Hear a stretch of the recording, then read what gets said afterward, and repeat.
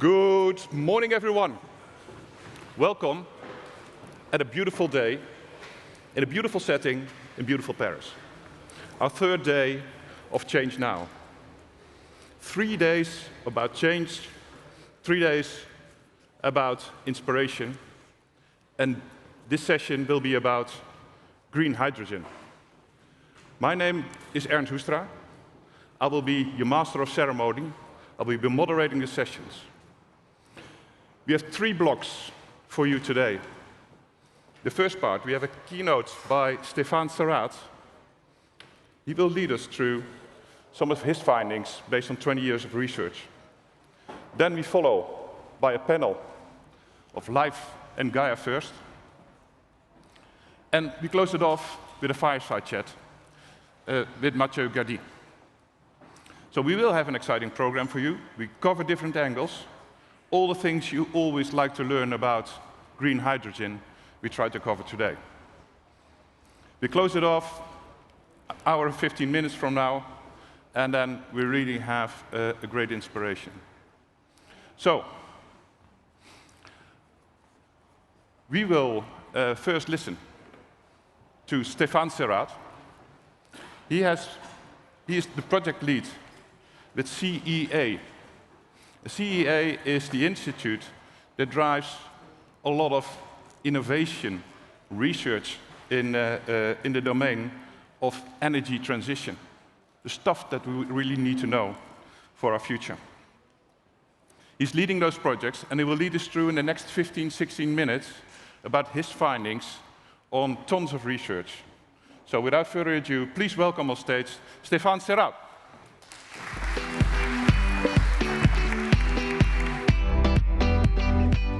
Thank you, Ernst. Good morning, ladies and gentlemen. It's a great pleasure for me to start this session based on clean hydrogen. I will start presenting you a few slides about hydrogen. Unfortunately, I forgot the click for changing the slides.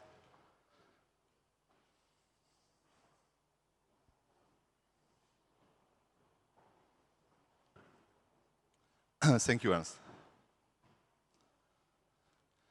So we are talking about green hydrogen, and the idea is green hydrogen will save the planet. It's it's not a new topic. It's a hot topic, but it's not a new topic, because Jules Verne, which is a quite famous French writer, explained in Mysterious Island, L'Île Mystérieuse, 1874, that hydrogen should be a very, very relevant and suitable fuel, much more interesting than coal. So it was he had a vision, and I think we follow this vision. And why? Because hydrogen is well known now as a possible key player in the decarbonization of our future, of our industry, of housing, mobility, and so on. And the idea is to be able to manage renewable sources and low carbon production of electricity in order to produce hydrogen. And hydrogen is interesting in terms of storage of the energy, of flexibility, connected mainly to renewable energy. We have to do that in terms of decarbonization for mobility, domestic issues and industry. We have to do that in a very accessible cost, and of course, taking into account all the environmental issues.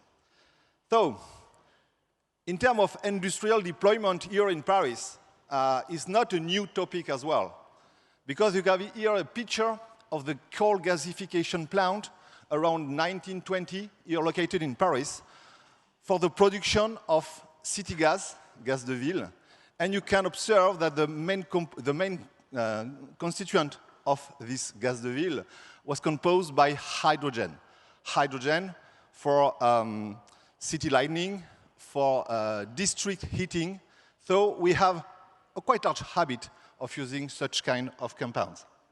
So, in terms of key figures, what can you do with 1 kilogram of hydrogen? And 1 kilogram of hydrogen is roughly 11.2 cubic meter in terms of volume at room pressure. If you apply pressure, 700 bars, therefore 1 kilogram of hydrogen will be in 25 liters. And if you put that in a tank, in your car, for instance, then for 1 kilogram of hydrogen, you will need a tank of about 20 kilograms. That gives you the idea in terms of volume. In terms of low heat value, I mean the capacity of 1 kilogram. If you burn 1 kilogram, therefore you will obtain 33.33 kilowatt-hour. That's the maximum in terms of thermal energy you can recover burning 1 kilogram of hydrogen. And if you use a fuel cell in order to produce electricity, hydrogen, oxygen, and a fuel cell, you will produce electricity, heat, and water with a yield of 50%, so roughly with 16 kilowatt-hour. Then, in your house, you have 1 to 2 days of self-autonomy in terms of electricity. I'm not taking into account the heat production, but for all the other activities in your house.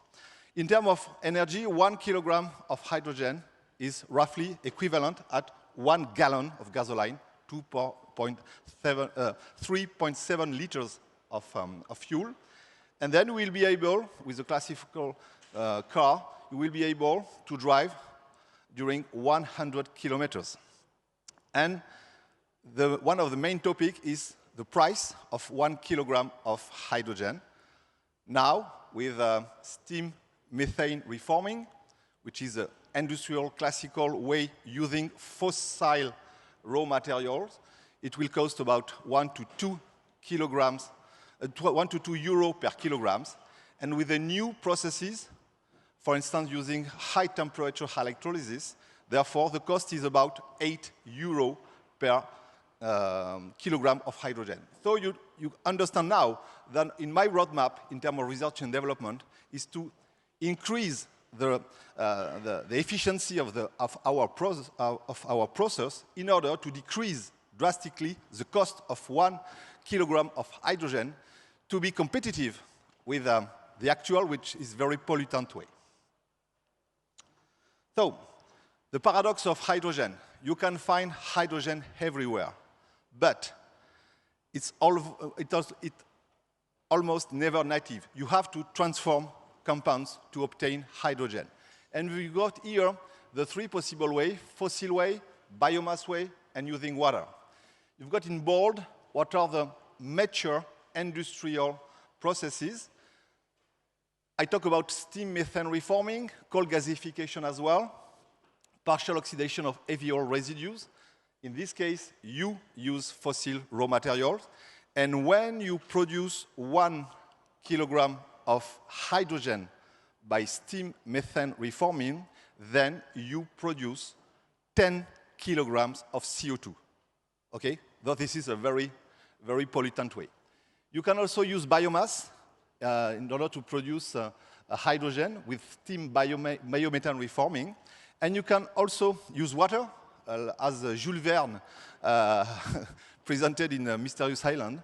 With water electrolysis, you take water and you split the water in hydrogen and oxygen, and therefore you can use that hydrogen, and therefore you need what we call electrolyzer to do the job. So, hydrogen can serve industry, mobility, and energy in the quite big picture. You've got here, You've got here the picture with the first energy, the primary energy you can use. You understand that you have to transform compounds to produce hydrogen. Therefore, you need primary energy. This primary energy can be renewable, solar or wind, or it can be also fossil, nuclear, or hydraulic energy. Then, one is baseload, nuclear, fossil, and hydro. One is intermittent, solar and wind. And with this electricity produced, you feed the grid, and then with high electrolysis, you produce hydrogen. You can store this hydrogen in a bulk, and use this hydrogen for transportation, for instance, with fuel cell vehicles. You can inject hydrogen in the natural gas grid storage, and it's an idea to have a mix in the future with natural gas and hydrogen in order to produce energy in terms of electricity and heat. And you also can use hydrogen, combining hydrogen and CO2 waste, then you will reuse hydrogen and CO2. Therefore, you produce methane by co-electrolysis that we call power to gas, hydrogen and CO2.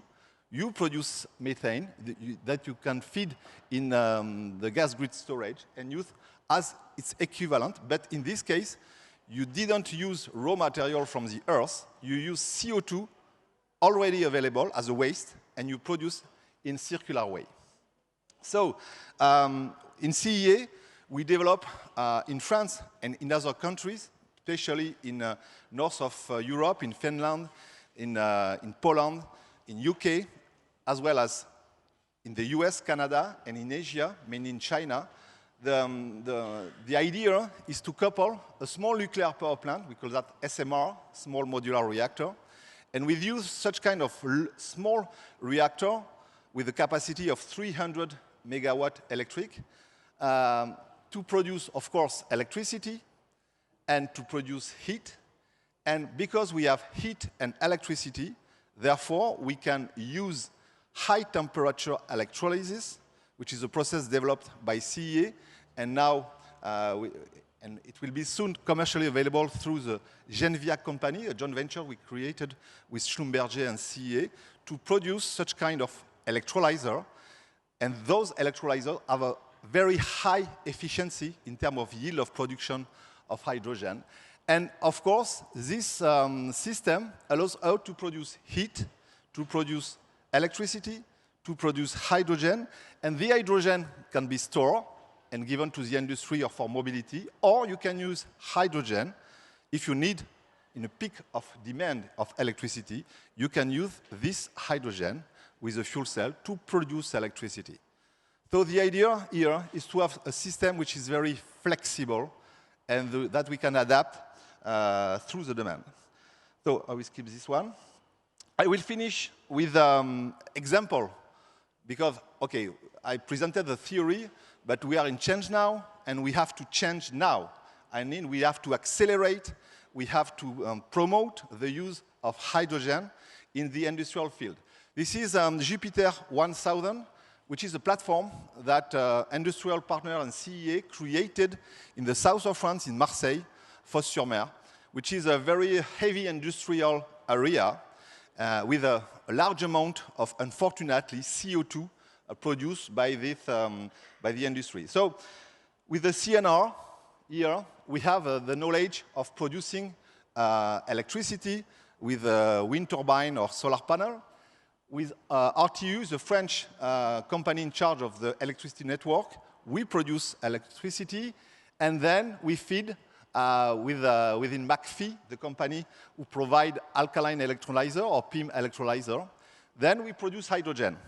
And with the available CO2 in this field, we combine CO2 and hydrogen to produce methane, and we inject that into the grid, and it's a very, very, very interesting application of producing either hydrogen or methane in a very, very, very industrial way. You've got here the picture. In terms of hydrogen storage, you can see roughly the size. Another example, sorry, yes, will be explained by the CEO of Lhyfe, which is the way to produce green and renewable energy with a very, very interesting and inspiring idea to connect the wind turbine and electricity production with offshore production of hydrogen. And that's the Lhyfe concept presented just after, offshore energy. Another very interesting application connected to our life in Paris is the Hype company, and the CEO will present as well this company. The idea is to develop and to accelerate the promotion of hydrogen in both production, distribution, and use of hydrogen. That's the main goal of Lhyfe. And the first use case is connected with taxi, which I live in Paris, so I know the importance of using taxi. And you've got here, roughly, they have 200 taxis, and they are increasing the amount of taxi using hydrogen as a fuel, of course, with fuel station available in Paris, Orly, Roissy, Pont de l'Alma, I guess, so with increasing number of fuel stations. Sorry. Another, and we finish with that, with Gianni, will present the very, very amazing idea to convert waste into energy. You know quite pretty well that we have a big issue with plastic in the oceans, and the idea of Gaia First is to develop a ship able to recover those plastic and using gaseification, onboard gaseification, to use those plastic as raw material to produce hydrogen, and this hydrogen will fuel the ship, and this ship is in very, very short loop, short circuit, and I'm pretty sure that it will help us to go further. So I will conclude that, and I just wanted to give you a few messages, and I didn't want to miss them. Of course, I tried to convince you that hydrogen has to play a major role, a key role in our strategy in terms of energy transition. We need what? We need a rapid implementation of national and European strategy in order to accelerate the fundings, of course, for research and, of course, for the development of new companies. Therefore, we need to invent new partnership between public and industrial organizations to achieve this acceleration. And I just want to finish to say that in France, you will see that, and even in Europe, we have a very, very unique position in the field of hydrogen. And then we must be the front runners in this field, and we have all the abilities to achieve this point. Thank you very much for your attention.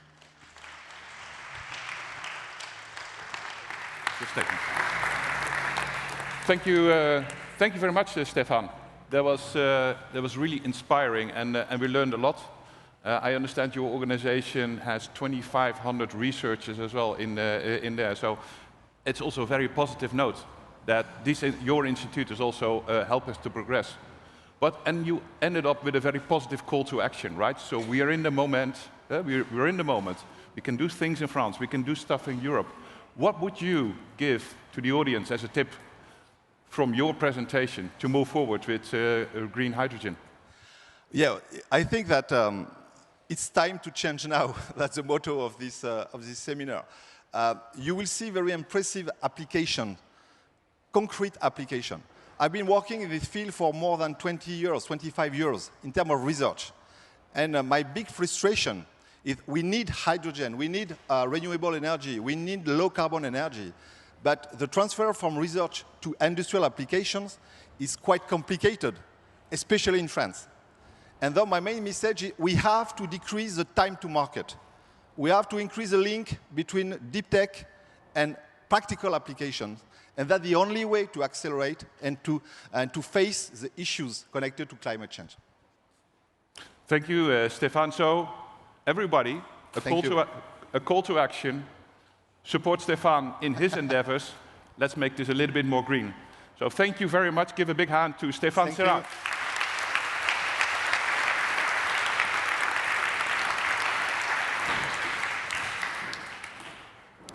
So, as I said, after the keynote, we will do a panel. And I would like to call on stage two distinguished guests. Please welcome on stage Gianni Valenti and Antoine Hamon.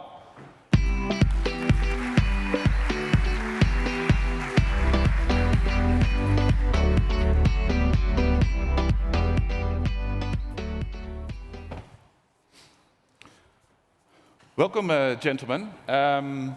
First to start, maybe it might be a good idea that you briefly introduce yourself about your current role and your organization, so we get a little bit of a feel what you currently represent and what your current role is. Gianni, would you like to go first? Thank you. Hello, everybody. I'm Gianni Valenti. I'm the president and founder of Gaia First. Gaia First is an international NGO focused on environmental matters. We are piloting a very large-scale ocean cleaning operation with ships designed to collect and convert continuously plastic waste from the ocean garbage patches into green energy, especially hydrogen, green hydrogen.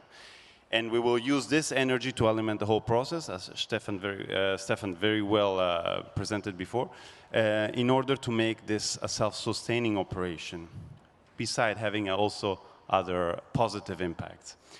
Maybe we get to that a little bit later already, Yes. Gianni. Thanks. Antoine? Hello, thank you for the invitation.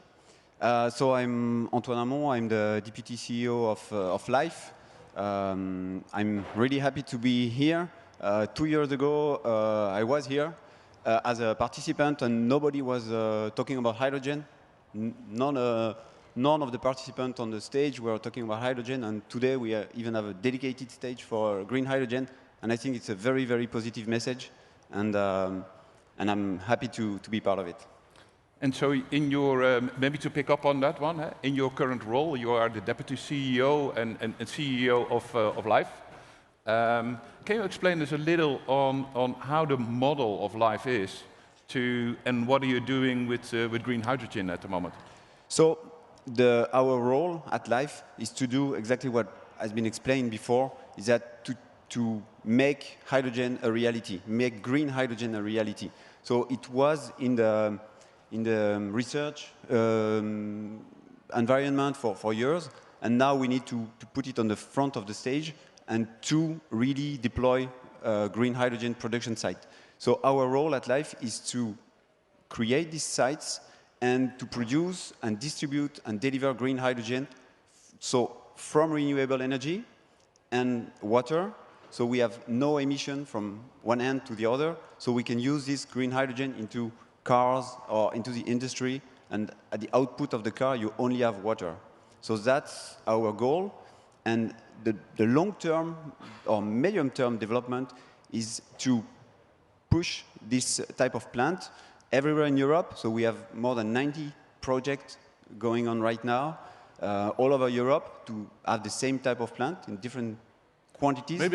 Maybe one step. So Sure. you were talking about this value chain, they're talking about distribution, yeah. but it looks like that you sort of you're sort of orchestrating a little bit in this chain. But can you say a few things just to give us a view? When do you produce? Are you producing hydrogen, or are you just transporting it, or give us a view on that? So we are currently producing hydrogen and delivering hydrogen to hydrogen refueling station or industries that are currently using hydrogen or that want to switch from natural gas to hydrogen. So that's something we currently do. And the good thing, and I want to jump on what has been said before, the good thing is that we have currently positive business case. So it seems that hydrogen is expensive. That's what we hear here and there. But if you make the real calculation, including transportation of the hydrogen to the end user, if you add the cost of CO2, if you really compare things with the same scope, we have, even at the beginning of the green hydrogen story, we have a positive business case. And I think that's a good message to share. And then if you talk about a positive business case, that sounds really encouraging. Yeah. And then, but what type of case do we need to think about? But I saw on your site, for instance, there was you're working with municipalities to help them to go for that transition. So how would such a project start, and how would that move forward? So there are, let's say, 3 big areas where green hydrogen can really kick off. The first is municipality, where we can switch quickly buses, garbage trucks, or all the mobility activities of a city with green hydrogen. And the beauty is that it can be locally produced, and so you don't even have to import any energy from outside. You have your own, you're the actor of your own energy. That's for municipality. You can do also, another big sector is mobility. So you have heavy or light mobility, but if you take from boats, trains, trucks, cars, everything can be switched to hydrogen. And the last one, which will be a big part, it's more hidden, but it's a big part, is industry. All the industry that is currently using either hydrogen for all sort of chemical products or natural gas for heavy industry like steel or glass, they can switch to green hydrogen right now and decrease by more than 95% their CO2 emission right now. Great. So, and effectively, the green hydrogen you actually support through your channel, put it into buses, garbage trucks, etc., to really give it practical examples. And that's happening today, as you say, right? Yes, that's happening today. So today from our plant, which is south of Nantes, in the west part of France, we are supplying hydrogen to a hydrogen refilling station, like the one there are in Paris for the taxis.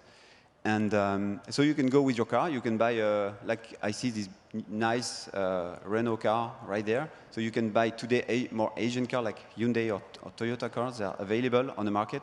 And you can go and fill your car. It takes like 3 minutes, like when you fill your car with oil, and you can drive around 700 kilometers with this. So it's practical today, and today it's cheaper to refill your car with hydrogen, green hydrogen, locally produced, no emission, than buying oil for your car. So it's concrete today. That's great. We will elaborate on that a little bit further, but let's also go back to Gianni, because we were also having a discussion about sort of, you know, how green is green hydrogen, right? So what is the difference?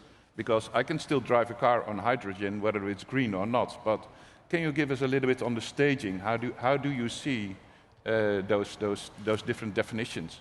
Well, hydrogen is still hydrogen. It's just the way to produce it that, let's say, changes color or classification. So we start from black hydrogen and we go to gray, brown, all the way to green. And green is actually the best way to produce it because it has no CO2 emissions. This is how it's focused, how it's classified. The way Gaia First actually will produce hydrogen, it's in a way, you could say it starts as being classified as turquoise hydrogen because we're using a kind of pyrolysis system on plastic to extract the hydrogen. The advantage of this system is actually that we do not have any carbon emissions except for physical carbon that we can actually use in the industry to make, I don't know, tires or to make graphite or even diamonds. Maybe just to give a view on, because we saw the ship that Stefan was showing. Yes. What does that have to do with your hydrogen? Well, the actual ship will be making hydrogen within the ship from the plastic waste. And this hydrogen actually will be used to feed the ship itself. So this means that the ship will be running on their own produced hydrogen, which means no emission whatsoever.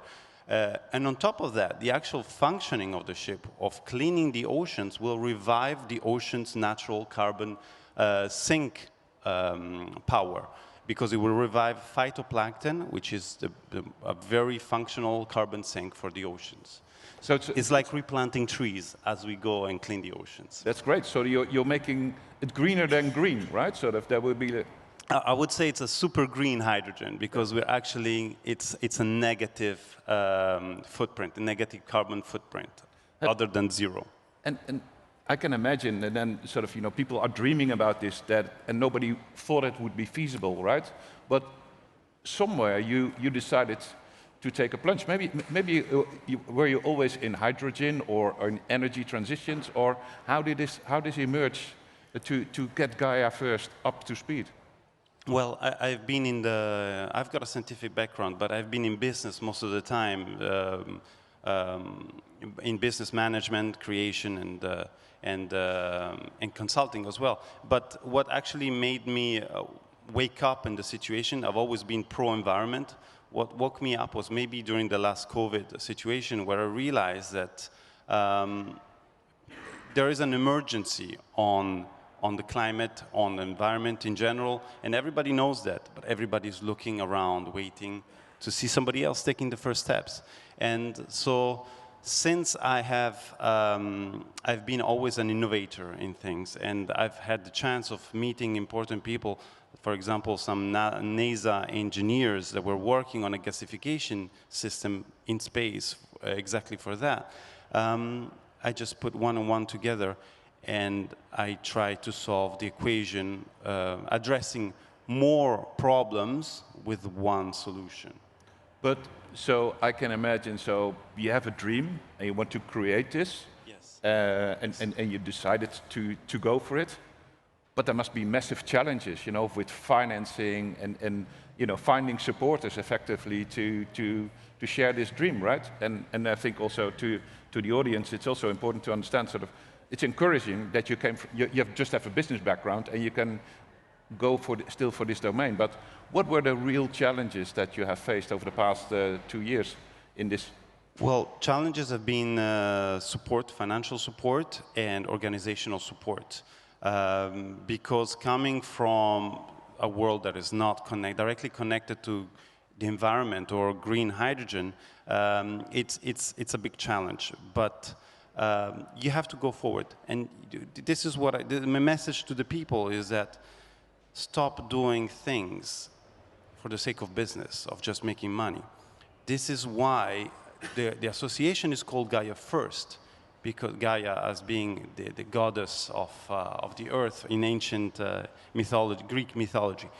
We should put the interests of the planet first, which we will all benefit from it. So that's the message. Don't do, even if it's difficult, everything is difficult and everything can be reached. And you can fail at something very simple. So it's better to go for something difficult and fail, other than just not do anything at all. So my message is, go for it, and instead of just doing business for business, put the interests of Gaia, of the Earth, first. It's your generation, not just everybody's generation. I can relate to that, I guess, as well. Also for next generation that you're doing this thing. But and Antoine, also from your perspective, you joined this company and this new, let's say, activity, fairly recent in a way. So what made you decide to jump into the green hydrogen market? I think there's a lot of connection. The DNA of Lhyfe, when we created Lhyfe a few years ago, was really to realize that there's something we should do for our children to save their future.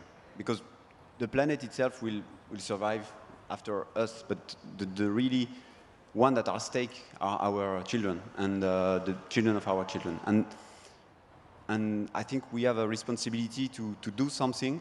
And as engineers or business developers or whatever, we need to do something right now. And we know that the wall is right here.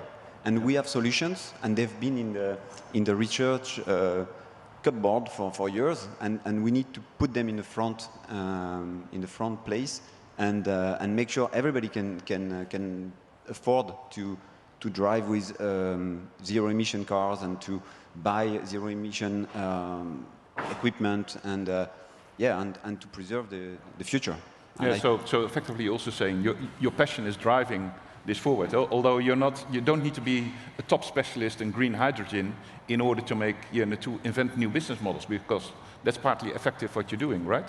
Yeah, obviously you have to be passionate to learn about it. But since basically no one was knowledgeable about green hydrogen before, we are creating the knowledge.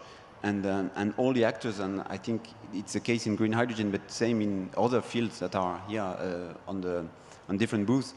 We are creating a new technologies, new things to act now, and I think that's the key message.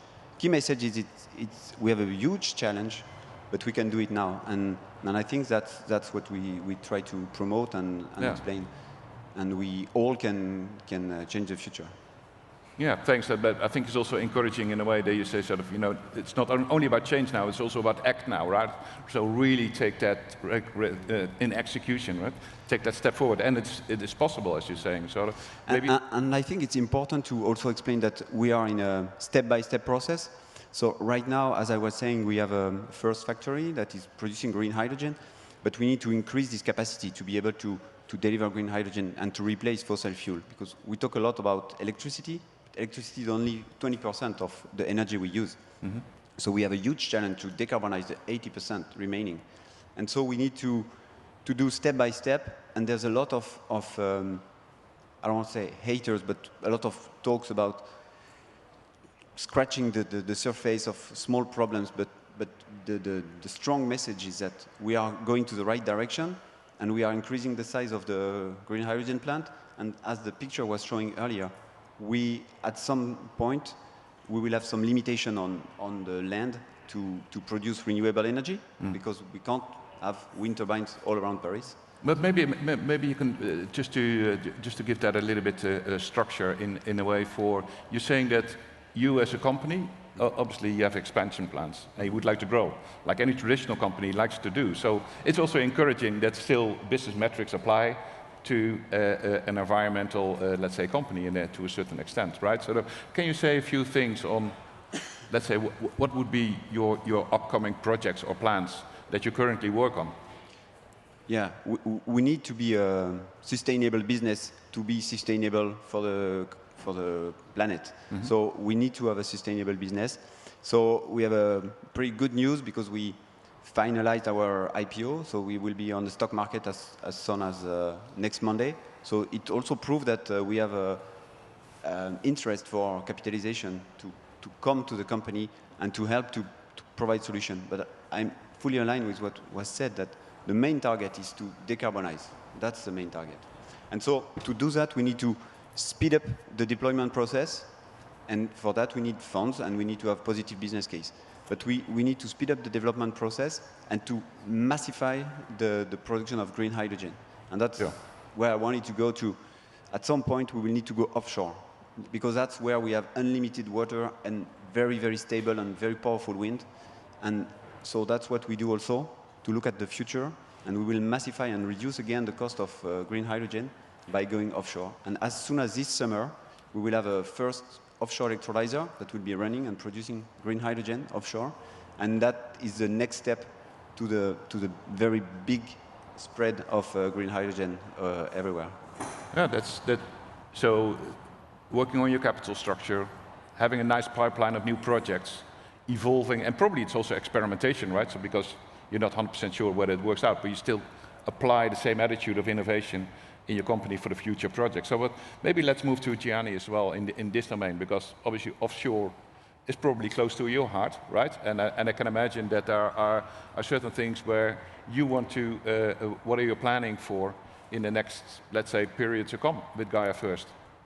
Well, the first part, the first stepstones is actually the finalizing the research and development and design phase, which will be finished by the end of December, after which we'll be launching the adaptations of the ships and the launching of operations on the sea.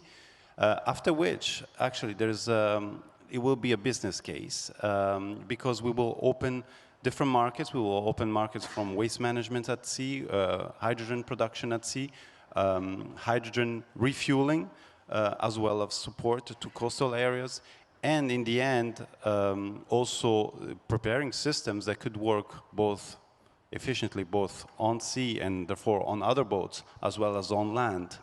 So transforming what we have, the mountains of trash that we have today, into mountains of valuable energy.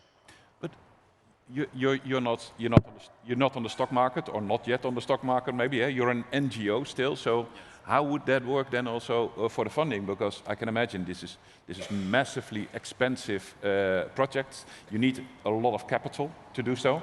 How do you organize yourself in this? Well, the first stage is, because we are an NGO right now, so the first stage is actually to finance the research and development phase, which is 750,000 euros. We've just started the search for the funds. So we already talking to some companies that are dedicated already in the sea, and they know exactly what's happening and the need to decarbonize transport and also to rehabilitate, the ocean in climate control, biodiversity protection, and health. So it's a very wide spectrum action.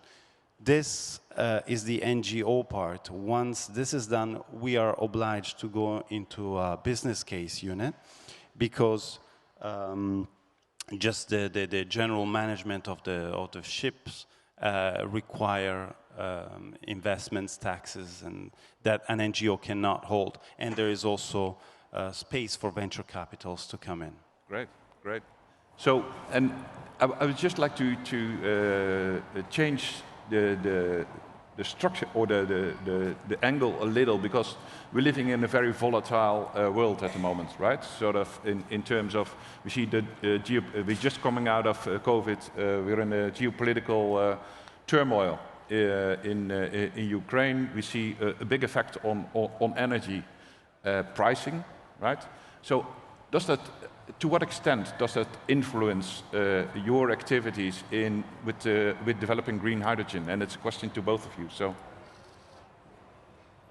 So this is a really bad situation that we are facing, but I think it put the light on the real sustainable projects, and green hydrogen is one of it. So we had the first, after COVID situation, we realized really as a society that we need to do something and to go to invest, to restart the economy in Europe or in France, to invest in sustainable projects and not in the oil and fossil projects. So that was a good first step for green hydrogen. And now with the Ukraine crisis and war, we realize that we need to have also our own independence in terms of energy. And that is possible. It's possible with green hydrogen, and so we saw that a few days ago Europe issued a new plan to target to have 20 million tons of green hydrogen or hydrogen in the next years. So that's unfortunate that as a human species we need crisis to realize and to act. It's unfortunate, but right now we have the crisis, so it's really time to act. Yeah, and I think you were alluding to sort of, hey, the storage, the distribution, some of the stuff can be off-grid, right? Sort of, you have different type of ways that you can actually distribute the energy. So becoming less depending on, let's say, the carbon realized energy. Gianni, would like to elaborate on this?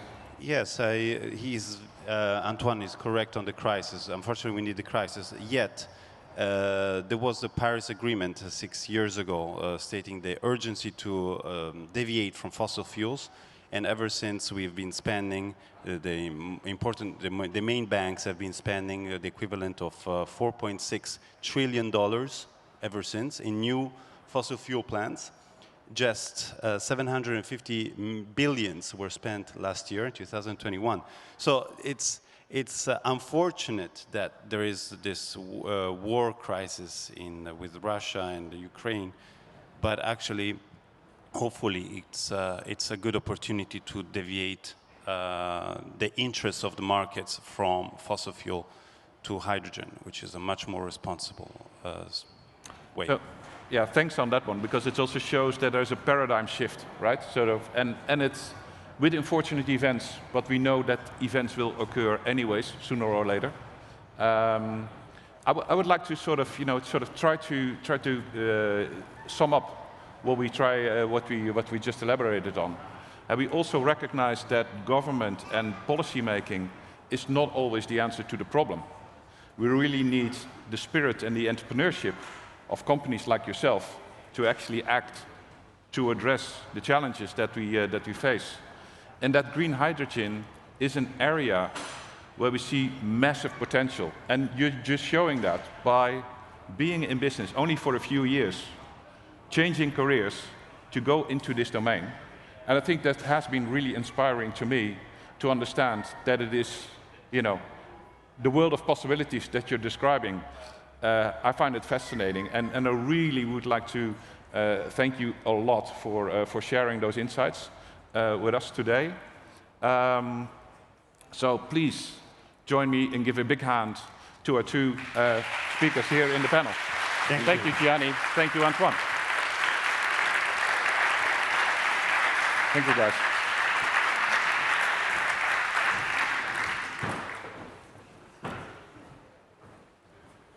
As you can imagine, it's a little bit warm here on stage, so I'm not sure whether green hydrogen is going to help us. What I do know is that our next guest speaker will be also showing us that there are real practical examples of how you can apply green hydrogen. Who's familiar with the Paris taxis? Here? Yeah? I like to drive a taxi, right? So because it gets you the convenience. But what if that can also be powered by green hydrogen or by hydrogen? So without further ado, please welcome on stage the CEO and founder of Lhyfe. And here is Mathieu Gardies. Yeah. So you made already 20 cents today, that's good. Gianni, if you have lost 10 cents, we found it, right? Mathieu, welcome. Welcome to the stage, and it's an honor and pleasure to have you here on stage. Maybe we can start with sort of tell us a little bit about the company. As we see it, we know it's a hydrogen taxi company, but tell us a little bit what you're currently doing. Thank you, Ernst, and I'm very happy to be here today with you. Effectively, Lhyfe is quite known today as a taxi company, and you can effectively use a hydrogen taxi today in Paris. You can download the Lhyfe app and book a taxi.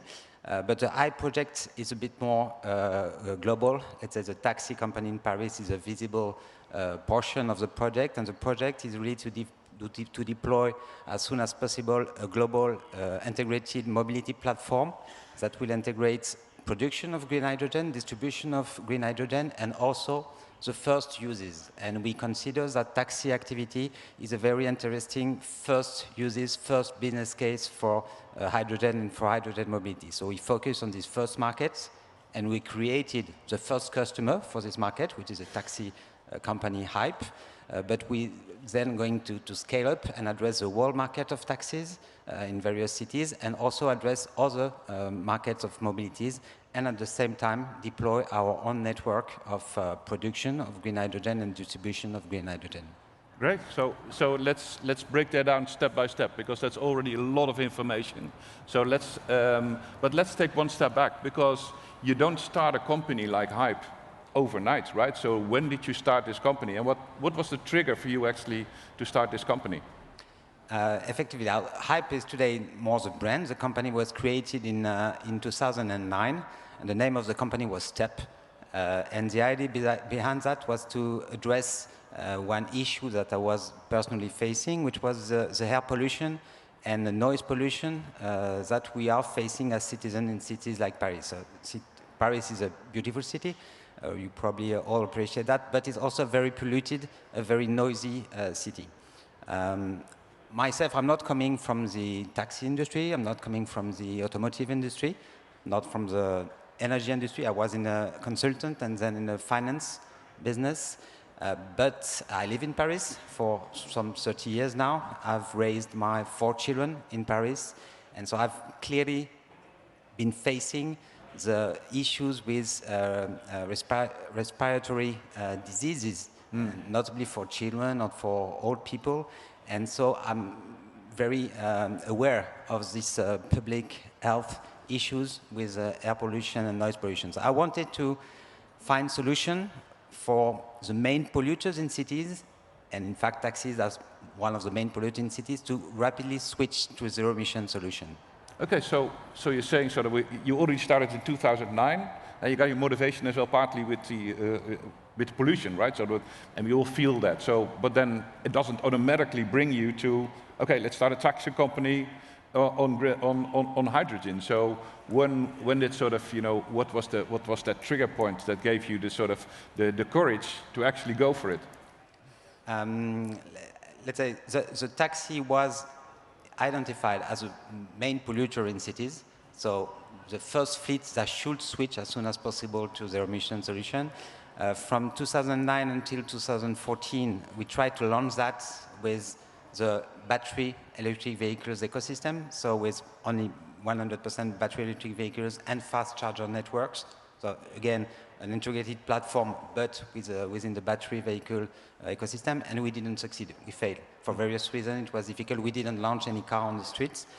And in 2014, some Asian car makers announced the first industrial series of fuel cell electric vehicles. So we switched to hydrogen ecosystem because hydrogen was clearly a very interesting solution, technical solution, functional solution for us. And we launched Lhyfe during COP21, 7 years ago now, with 5 first cars and the first station in the center of Paris. But again, from the very beginning, the idea was how can we identify a solution and put that solution at scale in order to help the taxi drivers and other urban mobility to switch as soon as possible to zero-emission solution. Great. So, but still, it's still very capital intensive, I can imagine, because the cars are very expensive, the infrastructure is very expensive. How did you get to the financing in this? Yeah, so back on myself, I came from the banking industry and the finance, so this was not the main issue for me. My view was that at some stage you can have business cases locally that make sense and you can attract capital and attract private money. So effectively it's quite capital intensive, but if you do have a business case or if you do have a vision and if you are flexible in being able to adapt your vision, then you can attract money. Okay. And I think we have very, very interesting experience in France now. Typically in the hydrogen world, now there's a lot of money that search for interesting projects, so do not worry too much about money. Money will be there if the project is there. Okay, but so it's very encouraging. So with the vision that you could display, you could actually move ahead and you find your financiers, banks, grants, maybe local subsidies that enabled you to partially execute on this one. Yeah, let's say, well, the project itself was designed to be able to be bankable. Yep. So we do not rely on subsidies, but we organize also ourselves to benefit from subsidies because it helps. Mm-hmm. But the business model itself should not rely on subsidies because if you rely on subsidies, you will not control the timing of what you want to do. So you need to control the timing of your vision, and relying on subsidies is not very cautious. Okay. So, but Mathieu, sort of, by the way, if you look it on screen, I'm a happy client already, as you can see. So, so thanks for that. Mathieu, to break it down a little bit, is this also sort of, you were mentioning already mobility as a bigger market, right? Is that going to be your next step, or are you planning to expand with more cities for the taxi market? In which direction you feel it's most appropriate to go for? We will go somehow in all the directions. So typically for Paris, because Paris is a very interesting place to start with. So we have great ambition in Paris, and we'll benefit also from the specific milestones that we have with the Olympic Games in 2024.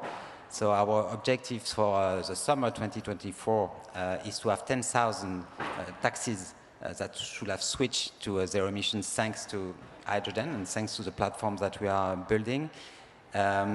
We will, by this date also, deploy a network of 26 stations in Paris area, delivering the daily capacity of 20 tons of hydrogen per day. And we will use this network of stations to facilitate and accelerate the arrival of other mobilities. So last mile deliveries, heavy duty, buses, waste, etc. So we create the conditions for all the various operators to effectively quickly switch to hydrogen, and we are really focusing on what will happen between now and 2025. When you're discussing about about hydrogen, everybody's talking about 2025, 2030, etc. 2030, sorry. We really focus on what's happening now and tomorrow, and try to make things happen in the very, very short time frame. So there's a big ambition, right? So what are the main challenges that you're currently facing to really make sure that these plans can be deployed? And sorry, I'm back on ambition to finish on that. At the same reason of 2024, we plan to deploy Hype in 15 additional cities or regions in France, Europe, and North America, which are the first targeted regions. So increasing in Paris and at the same time deploying in other cities and regions. Okay. And so what are the main challenges in getting this massive sort of expansion going? I think some of the challenges are now behind us, so that's a good news, because when we started 6 years ago, we started with 5 cars, 5 first hydrogen taxis, and it was the biggest fleet in the world, meaning that we are really starting from zero, and it's difficult to start from zero in an environment that is not waiting for you. So we are now very happy with the great focus that is now on hydrogen. So the challenge will be to continue the growth as soon as possible. We have one big challenge, which is to keep on convincing car makers to accelerate, keep on convincing the industrial as a whole to accelerate. There's a portion of it that we will do ourselves. I was mentioning the fact that we will deploy our own network of stations, our production capacity, etc. We are not making cars so far. We need to use the cars that exist. So for the moment, we have Asian cars, and we are very happy with that. We are very happy that our friends from Renault are now proposing some new offer in a short term, but this short term is not short enough. No. I mean, everybody should go and see Renault and say, okay, that's very great, your car, but we need it next year, not in 2 or 3 or 5 years. Yeah, so what you're saying, sort of, we want the industry, the automotive industry, needs to speed up their pace on developing more cars as well. Correct, and it's very difficult because it's very difficult to be a car maker today. This industry is facing major challenges, so we have to identify the ways to help them. So show them that there are some interesting markets for them, show them that there are paths that are not too risky, that will make money, make it a business model, and benefit from a global alignment, from political vision, political support, reindustrialization of Europe, and the link with final customer, with markets. And you were earlier telling us about sort of, hey, you moved also from electrical powered vehicles to hydrogen powered, right? Sort of what are the benefits for hydrogen versus electrical? I think hydrogen is very interesting when battery is not, meaning that you really need to see things as complementary solutions with other type of solutions, and ultimately you have to find the good product for the customer. Battery electric vehicle can do a lot of things, it cannot do anything, and it should be questioned, the idea of increasing the size of the battery, increasing the power of fast charging, etc. At some stage really doesn't make sense for various reasons. So hydrogen is relevant when battery is not anymore, and ultimately our idea, our vision is you should mix and optimize the two systems. You can optimize them within the vehicle, which is what is proposed in the prototype from Renault. So it's a full electric vehicle, one single engine electric, but with 2 power systems. One small, reasonably sized battery, rechargeable, and one fuel cell and hydrogen. And so you have the best of 2 worlds. And I think we should have the same vision on infrastructure. I mean, it's probably not, we will not succeed in increasing the numbers of charging points, increasing the power of charging points, etc. We have to think about optimizing the various network, and hydrogen is a solution for the scale-up of charging points. So. All right, so yeah, you give us the benefits, or it might be a dualistic type of thing. So, and obviously today we talk about green hydrogen in a way. How do you see that being, also further developed? And is that a key thing for you as well as Hype to adopt or to elaborate on? Well, the whole thing behind that is, of course, to decarbonize and to decarbonize mobility industry. So hydrogen will have to be green. I mean, gray hydrogen is nonsense. Even if it's efficient from the public health perspective, it's a nonsense from a carbon perspective. So we have to go clearly towards green hydrogen. But we also have to be pragmatic.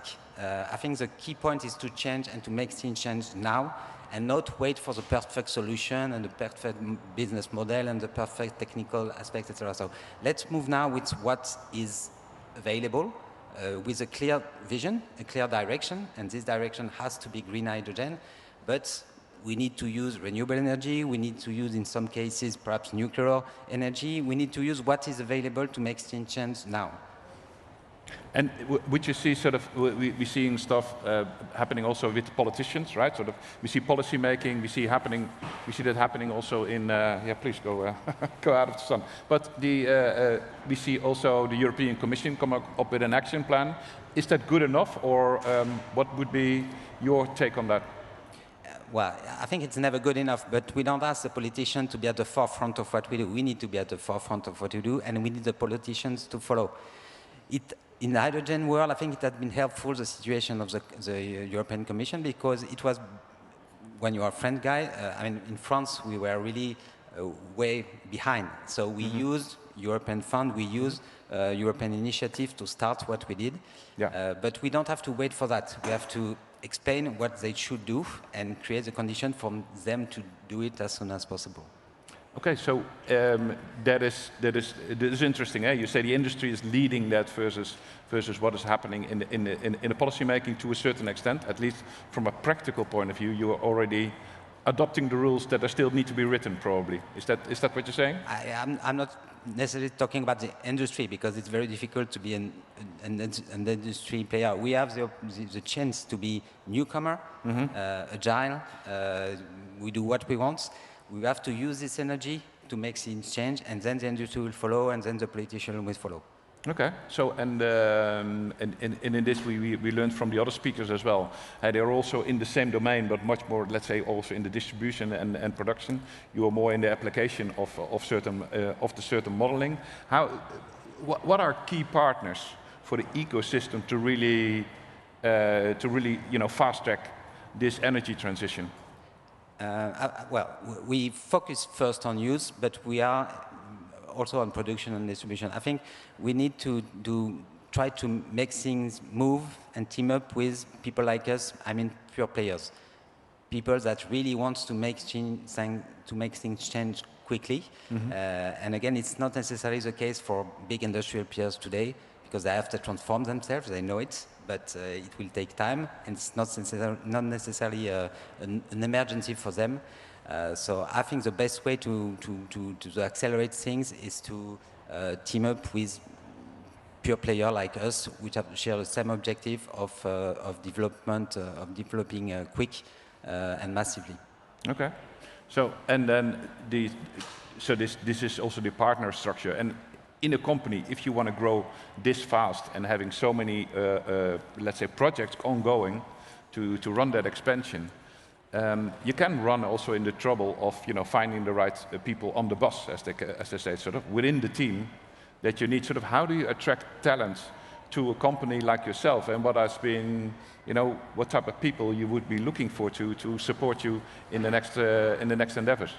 Yeah, that's a very important part of the project. We do assume to have a very specific social part in our projects. We have at the beginning of the project we worked only with salary drivers, typically with permanent contract, and those drivers are benefit from a stock option plan, so they are in line with us in the interest in the success of the company.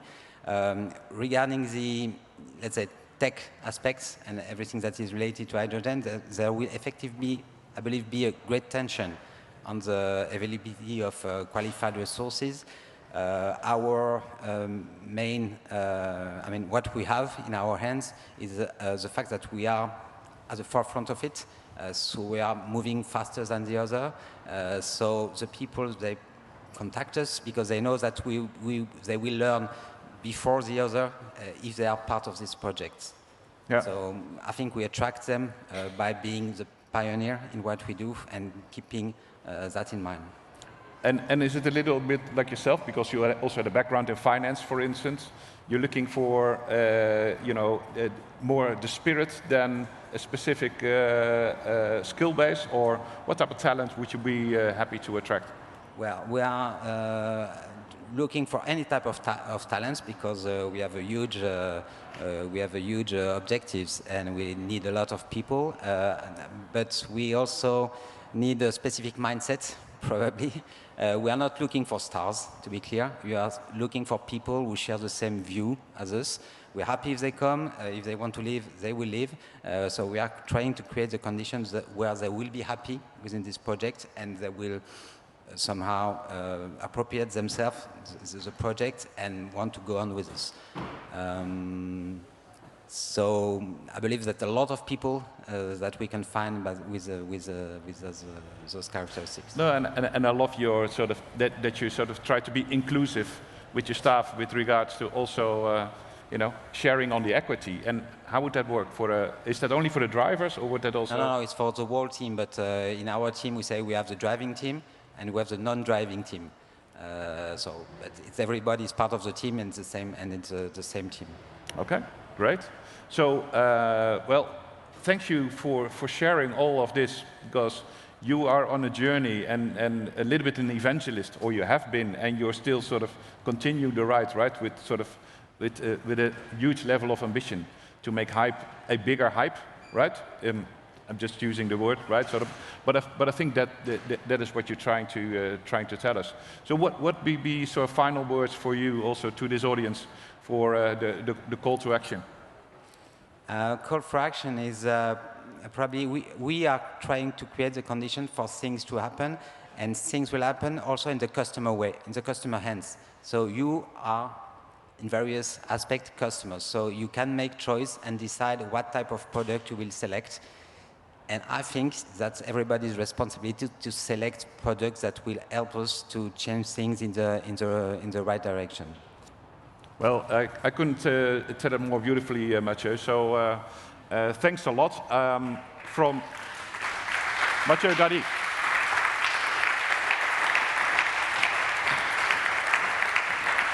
Thanks a lot, Mathieu. That has been super insightful.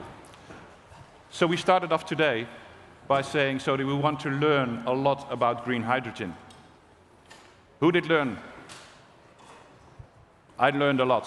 I learned a lot about how it's being structured, what are the benefits, and what are the structures that we can see ourselves. Stefan led us through what are the key developments for renewable energy sources, and typically the green hydrogen. We learned from two executives on their businesses how to generate and how to distribute and how to make it more tangible, from Antoine and Gianni. And we finally closed up with the real business case, with hype, something that you can see on a daily basis. What does connect that all together is that nobody knew that it was totally feasible, but they dreamt it, they visioned, they got their people engaged. They came from different industries in order to help us to make green hydrogen a success. They put their own time, efforts, money into this one to make their dream become true. So there's real entrepreneurs needing to make that change. So support these guys in anything that you can do today. The call to action that we hear from everyone, make those little steps in order to become greener. Adopt and be aware of what green hydrogen can do. We're not there yet. It's a journey. It's super fascinating. We need the talent and we need the brains of all of you in order to make that successful. So thank you all. Excellent panel. Thank you all for being here today. Have a great day.